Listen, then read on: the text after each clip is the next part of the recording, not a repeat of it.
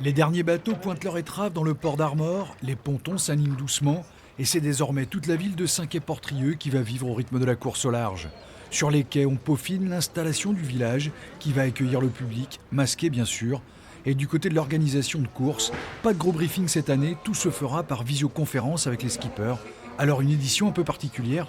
Si on prend ça du point de vue maritime, il y a un super plateau, il y a 35 bateaux, c'est dans la moyenne, une flotte très très homogène cette année, 8 bisus.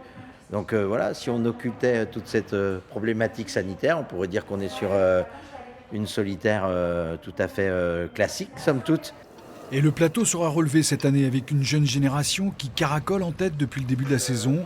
Le vainqueur du Vendée Globe, Armel Lecléache, et des vieux loups de mer comme Yann Eliès, 3 fois vainqueur de cette solitaire, qui se verrait bien décrocher une 4e victoire.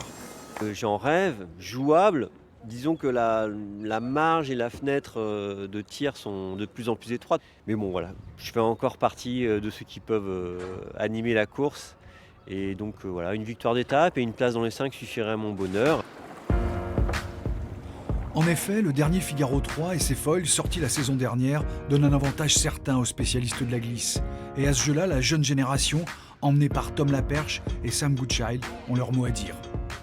C'est sûr que des gens comme Yann et Armel, ils naviguent très bien, ils connaissent très bien le solitaire, mais ils ne connaissent pas le bateau mieux que les jeunes comme avant.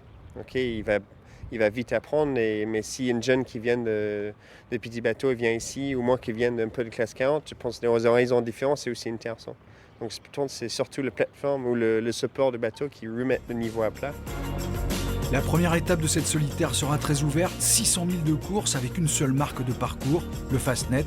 Départ prévu dimanche, le village ouvrira lui ses portes demain à partir de 10h.